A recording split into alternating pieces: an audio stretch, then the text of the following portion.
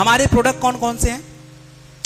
तो सबसे पहला प्रोडक्ट हमारे पास है, कौन सा प्रोडक्ट? भूवीटा। अब भूवीटा के बारे में थोड़ा सा समझते हैं। सबसे पहला हमारा जो भूवीटा होता है ये मिट्टी के स्ट्रक्चर को सुधारता है। देखो मिट्टी का स्ट्रक्चर क्या होता है, चीजें होती हैं, पोर्स होते हैं। तो अगर आपके मिट्टी में पोर्स नहीं है, छिद्र नहीं है, तो आपकी मिट्टी से आपके पौधों को फायदा नहीं होता है। अच्छा, इतने लोग किसान बैठे हैं, आप मुझे बताइए कि आप जुताई क्यों करते हो? क्यों करते हो जुताई? हम जुताई क्यों करते हैं? मिट्टी का क्या होगा? क्या हो ना? आप अपनी भाषा में मत बोलिए, हिंदी में बोलिए, कोई बात नहीं।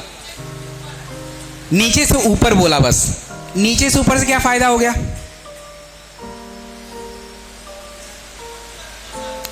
बिल्कुल करेक्ट बात है, मिट्टी को ढीला करना। ढीला क्यों करना भाई? ढीला इसलिए करना होता है मिट्टी लूज हो जाए। लूज होने का मतलब होता है कि मिट्टी के अंदर छिद्र हो जाएंगे, और जब उस छिद्र में, मतलब उस मिट्टी में जब आप पौधे डालेंगे, पानी डालेंगे, खाद डालेंगे, यूरिया डालेंगे, तो मिट्टी उसको क्या करेगा? एब्जॉर्ब कर लेगा। अगर आपने ढीला नहीं किया है तो जितने भी न्यूट्रिएंट्स, जितने भी पानी आपने मिट्टी में डाला है वो जाएगा ही नहीं। तो भूवीटा का पहला काम यही होता है कि आपके मिट्टी की संरचना को सुधार देता है, मिट्टी के स्ट्रक्चर को सुधारता है, उसके लेयर्स को मेंटेन करने का काम करता है। दूसरा अगर बात करूं, अभी मैंने कुछ देर पहले आप लोग को बताया, याद होगा कि आज ज्यादा यूरिया, ज्यादा डीएपी यूज करने से हमारे मिट्टी में क्या बढ़ रहा है? तेजाब यानी एसिडिटी बढ़ती चली जा रही है, और उससे हमारे मिट्टी में भी एसिडिटी बढ़ रही है। और मिट्टी में एसिडिटी बढ़ेगी तो कई सारे पौधे वहां उग नहीं पाएंगे, क्योंकि हर पौधों के लिए आपके मिट्टी में अलग अलग पीएच होता है। तो आपका जो भूवीटा होता है, ये जब आप अपने मिट्टी में डालते हैं तो मिट्टी का जो पीएच लेवल होता है, अगर उसमें एसिड ज्यादा है तो उसको बराबर कर देगा, अगर उसमें बेस ज्यादा है तो उसको मेंटेन करने का काम करेगा। तो मिट्टी का पीएच मेंटेन करने का काम आपका भूवीटा करेगा। तीसरा, आपको मैंने अभी बताया कि हम लोग अपने मिट्टी में आज के टाइम पे सबसे ज्यादा क्या यूज करते हैं? Inorganic fertiliser. इनऑर्गेनिक फर्टिलाइजर का मतलब यूरिया होता है, फास्फोरस होता है, पोटेशियम होता है, ये इनऑर्गेनिक फर्टिलाइजर है। लेकिन हमारे मिट्टी को ज्यादा कार्बनिक चाहिए था, ऑर्गेनिक चाहिए था। ऑर्गेनिक का मतलब होता है कार्बन। पहले लोग अपने मिट्टी में, आपने देखा होगा गांव में अभी भी लोग करते हैं, राख डालते हैं, सुना है, देखा होगा। क्यों राख डालते हैं? वो कार्बन है। गोबर डाल दिया, ऑर्गेनिक कार्बन है। तो हमारे मिट्टी को कार्बन चाहिए, ऑर्गेनिक मटेरियल चाहिए। तो आपके भूवीटा के अंदर ऑर्गेनिक मैटर बहुत ज्यादा होता है, जिससे क्या होता है कि मिट्टी में कार्बन की मात्रा बढ़ती है, और कार्बन जो है हमारे मिट्टी को बहुत सारा हेल्प करता है खाना बनाने में, और जो भी ग्लूकोज की मात्रा, कार्बोहाइड्रेट की मात्रा, सब कुछ कार्बन से ही आएगी। और जब मिट्टी में कार्बन होगा तब मिलेगा। इसके बाद भूवीटा का चौथा काम, सबसे इंपॉर्टेंट काम है जो आपको समझना है। देखो मैंने आपके लिए जो है एक चार्ट बनाया है, इसको ध्यान से मैं समझा देता हूं, बहुत डिटेल में नहीं, थोड़ा सा बताऊंगा। हमारे मिट्टी में दो तरह के पोषक तत्व चाहिए होते हैं, जैसे हमारे शरीर को वैसे मिट्टी को। पहला पोषक तत्व हमारे जो खेतों को चाहिए उसका नाम है carbon, hydrogen, oxygen, nitrogen, phosphorus, calcium, potassium, magnesium. तो आप लोगों ने नाइट्रोजन, फास्फोरस, पोटेशियम तो सुना है क्योंकि दबा के डालते हो, लेकिन जो बाकी की चीजें हैं, कार्बन, वो थोड़ा कम डालते हैं। मैग्नीशियम के बारे में हमें ज्यादा पता नहीं है, लेकिन कभी काल सल्फर आप लोग डाल देते हो। तो ये चीजें तो जो इधर वाली साइड के मैक्रो न्यूट्रिएंट्स हैं वो आपको मिल रहे हैं ज्यादा मात्रा में, लेकिन हमारी मिट्टी को इसके अलावा आयरन चाहिए होता है। अगर आपकी मिट्टी में आयरन नहीं होगा तो फसलों में क्या होगा? फसलों में क्या होगा कि भाई आपका पौधा जो है ना कमजोर हो जाएगा, स्टंट हो जाएगा, मतलब कमजोर, दुबला। इसके अलावा क्या होगा कि आपके पत्ते पीले पड़ने शुरू हो जाएंगे। इसके अलावा क्या होगा कि आपका जो फल, जो फ्लावर है वो कमजोर हो जाएगा। अगर आयरन की कमी नहीं है, आयरन की कमी है तब, तो हमें आयरन भी चाहिए। इसके अलावा हमारे मिट्टी में मैग्नीज चाहिए होता है, आपकी मिट्टी को बोरॉन चाहिए, कॉपर चाहिए, आपका जो है जिंक चाहिए, निकल चाहिए, कोबाल्ट चाहिए। ये सब हमें नहीं पता। तो इन शॉर्ट अगर आप समझें तो आपके मिट्टी को हर तरह के पोषक तत्व चाहिए, जो आपको मिलेगा कहां से? भूविटा से मिल जाएगा सारे, चाहे वो सोडियम हो, फास्फोरस हो, पोटेशियम हो, चाहे जो भी हो। इससे फायदा क्या होगा? अगर आपके खेतों में नाइट्रोजन होगा तो पौधों का विकास ज्यादा होगा, आपका पौधा खाना ज्यादा बनाएगा तो ग्रोथ उसका ज्यादा होगा, एमिनो एसिड मिलेगा, प्रोटीन मिलेगा। अगर आपका फास्फोरस होगा उससे क्या होगा कि फल अच्छा आएगा, फ्लावर अच्छा आएगा, तना मजबूत होगा। पोटेशियम होगा तो उससे क्या होगा कि मिट्टी के अंदर पानी में नमी ज्यादा रहेगी, आपका जो है पौधे में अगर कभी सूखा भी पड़ता है तो पौधा उसके अकॉर्डिंग अपने आप को रोक पाएगा। तो बहुत सारे फायदे ये आपके भूविटा से हो जाते हैं। तो ये 4 जो सबसे इंपॉर्टेंट बेनिफिट बताए मैंने भूविटा के बताए। अब रही बात कि भूविटा का प्रयोग कब कैसे करना है। देखिए, भूविटा का प्रयोग 1 एकड़ में 4 किलोग्राम प्रयोग होता है। 1 एकड़ में 4 किलोग्राम प्रयोग होता है। 4 किलोग्राम कब डालें? देखिए, आप जब खेतों की जुताई करते हैं ना, यानी अपनी मिट्टी को तैयार करते हैं, तो मिट्टी को जब तैयार करते हैं उस टाइम आपके मिट्टी में भूविटा का जरूरत है। उससे फायदा क्या होगा? मैंने समझाया कि मिट्टी का संरचना बदलेगा, आपके मिट्टी में क्या होगा कि पोषक तत्व बढ़ जाएंगे, आपकी मिट्टी का पीएच बदल जाएगा, आपके मिट्टी में बैक्टीरिया भी बढ़ जाएंगे। तो ये सारा फायदा भूविटा का होगा। तो भूविटा हमेशा याद रखना है कि आपको अपनी मिट्टी को तैयार करने के दौरान डालना है, और किसी भी तरह की फसल में डालिए भाई। हमने जो प्रोडक्ट बनाए हैं ये मिट्टी को ध्यान में रख के बनाया है, फसल को ध्यान में रख के नहीं, क्योंकि हमें मिट्टी की फर्टिलिटी बढ़ानी है, मिट्टी की उर्वरा शक्ति बढ़ानी है, फसल की नहीं। फसल तो अपने आप आ जाएगा अगर मिट्टी अच्छी है तो ये काम आपको करना है। भूविटा का 4 किलोग्राम प्रति एकड़ लैंड में आपको डालना है। और एक चीज और बता दूं, हम लोग दबा के यूरिया तो डाल देते हैं, लेकिन उस यूरिया का मिट्टी में यूज हुआ नहीं हुआ पता नहीं चलता। तो ये जो आपका भूविटा अगर आप पहले डाले रहोगे तो होगा क्या कि मिट्टी, जो आप यूरिया डाल रहे हो, जो आप फर्टिलाइजर डाल रहे हो, उसके अंदर जो तत्व हैं वो मिट्टी में अच्छे से यूज होने शुरू हो जाएंगे। अगर आपने भूविटा डाला है उसका लॉस कम होगा। तो ये हमारा भूविटा का फायदा। अब हम बात करेंगे इको हरियाली के बारे में। देखिए, शुरुआत में मैंने आपको एक बात बताई थी। वो बात ये बताई थी कि हमारे मिट्टी में ऑर्गेनिक कंटेंट कम होते जा रहे हैं। ऑर्गेनिक कंटेंट का मतलब कार्बन की कमी होती जा रही है, और कार्बन की कमी के वजह से क्या है कि मिट्टी में थोड़ी नुकसान हो रहे हैं। अब इस कार्बन की कमी को पूरा करने के लिए हमें ऑर्गेनिक बायो फर्टिलाइजर का यूज करना पड़ेगा। तो अपना जो इको हरियाली होता है इसमें ऑर्गेनिक कंटेंट ही है, जैसे humic acid. Humic acid organic bio fertiliser होता है। आपका फुल्विक एसिड होता है, वो भी ऑर्गेनिक कंटेंट है। तो ये जो सारे ऑर्गेनिक कंटेंट आपके खेतों में जाएंगे तो उससे फायदा क्या होगा, चलिए देखते हैं। सबसे पहला फायदा ये होता है कि जब आप अपने मिट्टी में इको हरियाली जैसे प्रोडक्ट डालते हैं तो उससे फायदा ये होता है कि आपके मिट्टी में ड्रेनेज बढ़ जाता है। ड्रेनेज का मतलब समझते हो क्या होता है? ड्रेनेज का मतलब होता है मिट्टी के अंदर पानी जाने की क्षमता, ड्रेनेज बोलते हैं। उससे क्या फायदा होगा? जितना नीचे तक पानी आपका सोखेगा मिट्टी में, उतना ही आपकी जड़ें मजबूत हो जाएंगी। और जड़ें मजबूत होंगी तो क्या होगा भाई? क्या होगा? पौधा भी मजबूत होगा, क्योंकि सारा काम जड़ों से होना है। पहला फायदा।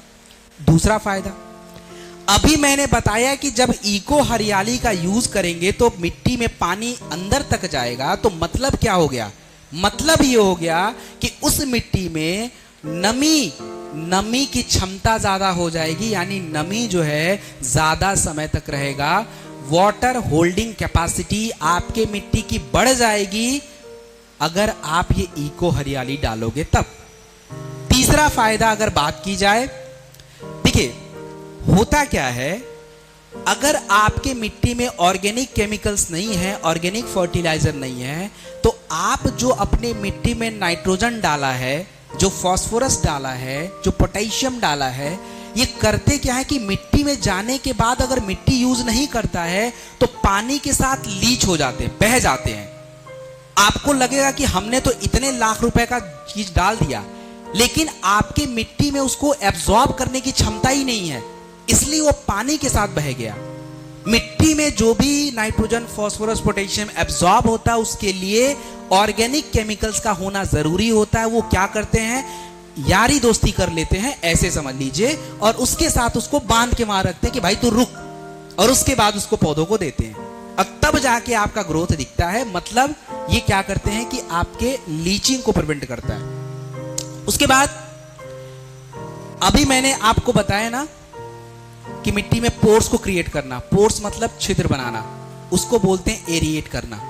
तो आपका इको हरियाली जो है आपके मिट्टी के पोर्स को भी ढीला करता है, तभी तो नमी मेंटेन रहेगी, तभी तो पानी डालोगे तभी नमी मेंटेन रहेगी।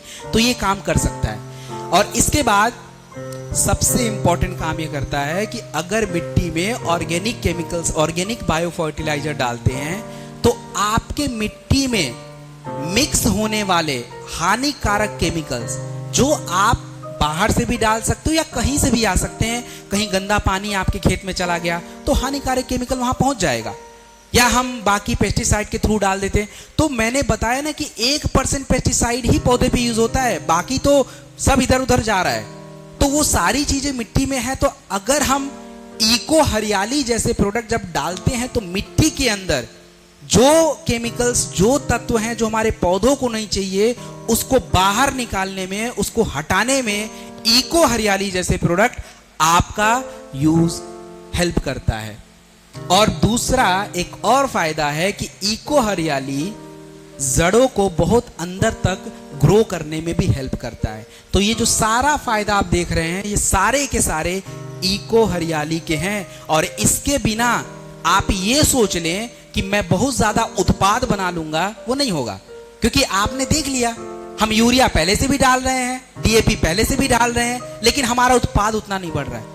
आज के टाइम पे bio fertiliser is the option. उसमें मैंने आपको दूसरा इको हरियाली बता दिया। इको हरियाली का यूज कब करना है? देखिए, इको हरियाली का यूज लगातार मत किया कीजिए। 1 महीने में 1 बार या 2 महीने में 1 बार इको हरियाली कर दिया बहुत है। क्योंकि इको हरियाली पौधा यूज नहीं करता, ये मिट्टी के अंदर यूज होता है, तो मिट्टी के अंदर रहेगा थोड़ा। इको हरियाली को यूज करने का तरीका, अगर आपको मिट्टी में एप्लीकेशन करना है, मिट्टी में डालना है, तो मिट्टी में कितना डालें? 1 एकड़ जमीन में 500 ग्राम इको हरियाली डालिए। और अगर किसी को इको हरियाली आपने दिया है तो उसको ऊपर से फुलविक एसिड नहीं डालना है, ह्यूमिक एसिड डालने की जरूरत नहीं, क्योंकि सारा कंटेंट आपके इको हरियाली में ऑलरेडी अवेलेबल है। तो इको हरियाली 500 ग्राम प्रति एकड़ जमीन में पड़ेगा। और यदि आप स्प्रे एप्लीकेशन में यूज करना चाहते हैं, स्प्रे छिड़काव करना चाहते हैं, तो 2.5 ग्राम 2.5 ग्राम प्रति लीटर वाटर में आप इसको लीजिए, स्प्रे करिए। और स्प्रे जो है थोड़ा जड़ों के आसपास किया कीजिए, वहां जरूरत है, मिट्टी में, इसका ध्यान रखिए। तो ये आपका हो गया इको हरियाली। नेक्स्ट जो प्रोडक्ट है, इस प्रोडक्ट का नाम है पीजीपीआर। देखो, पीजीपीआर होता क्या है? पीजीपीआर का मतलब होता है प्लांट ग्रोथ प्रमोटिंग राइजोस्फीयर। मैं फिर से बता रहा हूं, पीजीपीआर का मतलब क्या होता है। पीजीपीआर का मतलब होता है प्लांट ग्रोथ राइजोस्फीयर। अब ये राइजोस्फीयर क्या चीज है भाई? देखो, राइजोस्फीयर की अगर बात, क्रिया के नाम आपको मैं बता रहा हूं। जैसे आपने सुना होगा सूडोमोनास, ये एक प्रकार का माइक्रोबैक्टीरिया होता है। आपने सुना होगा एजोस्पिरिलियम, एजोटोबैक्टर, एंट्रोबैक्टर, बहुत सारे एंथ्रोबैक्टर होते हैं, राइजोबैक्टर्स होते हैं। ये सारे ऐसे माइक्रोबैक्टीरिया होते हैं जो आपके मिट्टी में जड़ों के आसपास अपना घर बना के रहते हैं। इसकी हमें जरूरत है, जरूरत क्यों है समझाता हूं, क्यों इनकी जरूरत है। सबसे पहला जरूरत यह है कि आप के मिट्टी में जो तनाव बढ़ गया है, आपको लगेगा सर मिट्टी में तनाव बढ़ गया, ये कैसे हो गया? अरे भाई साहब, जो पेस्टिसाइड डाला है उसमें हानिकारक केमिकल है, आपने कीटनाशक डाला उसमें हानिकारक केमिकल है, आपके मिट्टी में गंदा पानी गया हानिकारक केमिकल है, आपका जो जमीन है वो रोड के किनारे है, धुआं जाता है, पोल्यूशन जाता है, कूड़ा करकट सब तो गया खेत में, उससे क्या होता है हानिकारक तत्व आपके मिट्टी में बैठ गए। अब ये मिट्टी को जरूरत नहीं था लेकिन बैठ गए, तो इसको हम बोलते हैं तनाव। इसको निकालने का काम कौन करेगा? इसको निकालने का काम यही बैक्टीरिया करते हैं जो मैंने बताया, एजिटोबैक्टर्स है, सुडोमोनास है। ये क्या करते हैं, उसी को खाना बना लेते हैं और खाना बना के खा के गंदगी बाहर और उसका जो मटेरियल है वो आपकी मिट्टी में, जिससे आपकी मिट्टी की उत्पाद क्षमता यानी फर्टिलिटी बढ़ जाती है। इसके बाद आप लोग चना खाते हो ना, चना खाते हैं भैया, चने से क्या मिलता है? कहां? प्रोटीन। इस प्रोटीन को किसने डाला? ईश्वर ने क्या ड्रॉप से डाला है? ड्रॉप से डाला है? मिट्टी में बना होगा ना प्रोटीन। आप जो राजमा खाते हो, जो छोले खाते हो, जो दाल खाते हो, इसमें भैया प्रोटीन आया कहां से? प्रोटीन कहां से आया? यूरिया डाल के प्रोटीन आया है? यूरिया केवल डालने से प्रोटीन नहीं आया है, उस यूरिया से एमिनो एसिड बना है, तब जाके प्रोटीन आएगा। तो ये जो सारा बनाने का काम होता है ना, ये बैक्टीरिया ही करेंगे और ये आएगा कहां से? राइजोस्फीयर से। तो मतलब ये सीधी बात हो गई कि आपके मिट्टी में, आपके जड़ों में प्रोटीन बनाने का काम, एमिनो एसिड बनाने का काम ये सारे बैक्टीरिया मिलके करते हैं, मतलब पीजीपीआर करेगा। इसके बाद हमारे पौधों के विकास में, बीजों के अंकुरण में, तने के विकास में ये सारा काम पीजीपीआर कर सकता है। और सबसे इंपॉर्टेंट बात जो आपको मैं बता रहा हूं, देखिए सबसे इंपॉर्टेंट बात होता है नाइट्रोजन को फिक्स करना। अच्छा, हवा में सबसे ज्यादा कौन सी गैस मिलती है? अब इतना तो बता दो यार। ऑक्सीजन? ओ भैया, नाइट्रोजन मिलता है 21%। हवा में सबसे ज्यादा नाइट्रोजन मिलता है। तो आप जरा सोचो कि हवा में जब सबसे ज्यादा नाइट्रोजन है तो हमारे खेतों को क्यों नहीं मिल रहा है? खेतों के ऊपर तो पूरा हवा भरा पड़ा है, क्यों नहीं मिला नाइट्रोजन? क्योंकि खेतों में जो नाइट्रोजन जाएगा वो घुला हुआ होना चाहिए, पानी में घुला हुआ होना चाहिए या किसी कंबाइंड फॉर्म में होना चाहिए। तो आपका क्या होता है कि जो ये बैक्टीरिया होते हैं, राइजोबैक्टर, एजिटोबैक्टर्स, आपके नाइट्रोजन को फिक्स करते हैं। फिक्स करने का मतलब आपने यूरिया डाला है, जो तत्व डाला है, न्यूट्रिशन डाला है, मिट्टी में जो नाइट्रोजन है उसको यूज करके पौधों को देने का काम करते हैं, जिससे फायदा होता है कि हमारे पौधे में जब नाइट्रोजन होगा तो विकास अपने आप हो जाएगा। लेकिन अगर आपके पौधों के अंदर, मिट्टी के अंदर अगर राइजोस्फीयर नहीं है, बैक्टीरिया नहीं है, जितना मर्जी यूरिया डाल लो, जितना मर्जी नाइट्रोजन डाल लो, जितना मर्जी चीजें डाल लो, कोई ग्रोथ नहीं होगा। तो यानी PGPR is the important part जो हमें चाहिए। और पीजीपीआर का कितना प्रयोग किया जाए? देखिए, पीजीपीआर आप किसी भी तरह की फसल में यूज कर सकते हैं, कभी भी यूज कर लीजिए। और पीजीपीआर की मात्रा कितनी होगी? देखिए, जो पीजीपीआर की मात्रा होती है वो 250 ml 200 लीटर पानी में घोला जाएगा और ये 200 लीटर पानी जो है आपको अपने खेतों में डालना पड़ेगा, क्यारी बना के, जैसे भी आप पहुंचाओ। क्योंकि पीजीपीआर का सारा काम कहां होगा? पौधों के ऊपर या जड़ों में? सारा काम जड़ों में है, तो मतलब मिट्टी में जाना जरूरी है। तो अगर आपको बीज लगाना है तो पीजीपीआर पहले डाल लीजिए, फिर बीज लगाइए, उसके बाद उसका अंकुरण देखिए, दबा के होगा। आपको कोई पौधा लगाना है, पीजीपीआर पहले डाल लीजिए, फिर लगा लीजिए। आपको यूरिया डालना है, उससे पहले पीजीपीआर डाल लीजिए। तो पीजीपीआर एक ऐसा प्रोडक्ट है जो किसी भी तरह की फसल में किसी भी टाइम पे यूज कर लीजिए, क्योंकि सबसे ज्यादा अगर आप महत्व देखेंगे तो पीजीपीआर का है। हमारे बैक्टीरिया क्यों मरते जा रहे हैं? हमें ऊपर से बैक्टीरिया बनाने वाली चीजें क्यों डालनी चाहिए? क्यों राइजोस्फीयर डेवलप करना है? क्योंकि भाई हम बहुत ज्यादा जब केमिकल यूज करते हैं तो उनका खाना बैक्टीरिया का खत्म, वो तो गए, तो उनका खाना हमें पहुंचाना पड़ेगा। और इन्हीं सारे प्रोडक्टों के माध्यम से ये सारी चीजें पहुंचेंगी और तब जाके ये सारी चीजें आपके खेतों में होंगी। And the next agro 90। देखो एग्रो 90 की अगर मैं बात करूं तो एग्रो 90 का एक काम समझिए, मात्र सबसे इंपॉर्टेंट काम है। देखिए क्या होता है, हम लोग जब पौधों को कोई चीज देते हैं, मतलब मान लीजिए आप अपने पौधों को अपने मिट्टी में यूरिया डालना चाहते हैं या डीएपी डालना चाहते हैं या पेस्टिसाइड डालना चाहते हैं या वीडीसाइड डालना चाहते हो या हर्बिसाइड डालना चाहते हो, इनमें से कोई भी चीज डालना चाहते हैं, तो मैंने शुरुआत में एक बात बोली थी आपको कि आप अपने मिट्टी में जितना भी पेस्टिसाइड डालते हैं, पौधा केवल कितना % यूज करता है?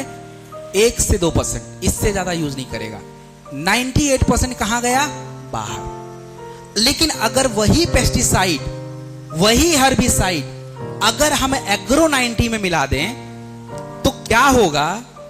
ये जो एग्रो 90 में मिलाने के बाद क्या होता है कि ये, जैसे चिपको नाम सुना है ना आप लोगों ने, तो करता क्या है कि जब इसमें हम कोई प्रोडक्ट अपना मिलाते हैं तो होता क्या कि वो एरिया बढ़ जाता है, और जितना ज्यादा एरिया बढ़ेगा पौधा उस चीज को उतना ज्यादा लेना शुरू करेगा, और जितना ज्यादा लेगा तो आप जिस काम के लिए इन चीजों को डालते हैं वो चीज आपको दिखेगा।